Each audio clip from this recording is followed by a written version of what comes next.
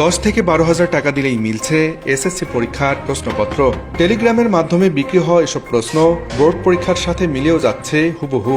পরীক্ষার আগের দিন সকালবেলা ওখানে মেসেজ দিয়েছিল, দিয়ে বলেছিল যে আজকে রাত 11টার দিকে এখানে আসলে প্রশ্ন দেওয়া হবে।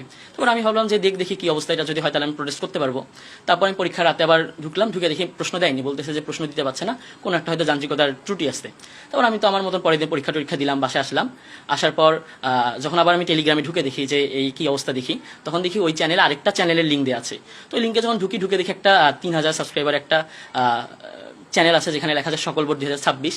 তো ওখানে ঢুকে একটু পরের দিকে গিয়ে দেখি যে 20 এপ্রিল মানে যেদিন আমাদের পরীক্ষার আগের রাত 11টা 24 আমাদের দিনাজপুর বোর্ডে প্রশ্ন দেওয়া আছে।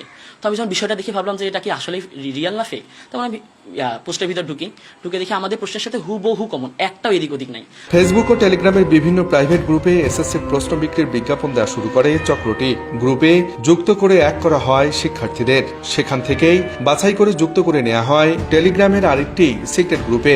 এরপর শিক্ষার্থীদের বিশ্বাস অর্জনের জন্য 20 এপ্রিল রাত 11টায় গ্রুপটিতে ফ্রিতে দেওয়া হয় প্রশ্ন, যা 21 এপ্রিল বাংলা প্রথম পত্রের পরীক্ষার সাথে হুবহু মিলে যায়। সেই গ্রুপের মধ্যে সকল বোর্ডের কোয়েশ্চেন প্রায় পাওয়া যাচ্ছে, ঢাকা, বরিশাল, ঢাকা, সিলেট, দিনাজপুর, ময়মনসিংহ এগুলো।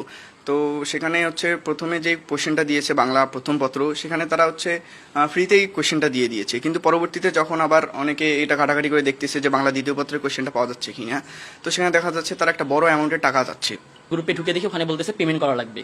তো এই বিষয়টা আমি আমার ফ্রেন্ডদেরকে শেয়ার করলাম যে কি অবস্থা। ওরা বলতেছে ভাই প্রোটেস্ট তো করতে হবে। এখন দেখি পেমেন্টের সিস্টেমটা কি, সবাই মিলে যদি সবাই 400-500 করেও দেই, আমরা মোটামুটি সবাই 10-11 হাজার টাকা তুলতে পারবো। তো আমরা ফ্রেন্ডরা মিলে সবাই কম করে দিয়ে একটা টাকার অ্যামাউন্ট দাঁড় করাইলাম। করার পর ওখানে মেসেজ দিলাম যে আমরা কোয়েশ্চেন নিতে যাচ্ছি, কিভাবে কি করবো। দেন তারা অনেকক্ষণ সিরিয়াল নাম্বার দেয়। দেন সিরিয়াল নাম্বার দেওয়ার পর একটা ক্যাশ আউট নাম্বার দেয় যেখানে ক্যাশ আউট করতে হবে। দেন আমি ওখানে ক্যাশ আউট করি। ক্যাশ আউট করার পর তার একটু সময় নেই, আমার ইনফরমেশন নেই, ওখানে 10,800 টাকা ক্যাশ আউট করি। এরপর থেকেই ব্যবসায় নামে চক্রটি। বাংলার দ্বিতীয় পত্রের পরীক্ষার প্রশ্নের জন্য চাওয়া হয় বোর্ড ভেদে 10 থেকে 14,000 টাকা, যা কিনে নেন অনেক শিক্ষার্থী।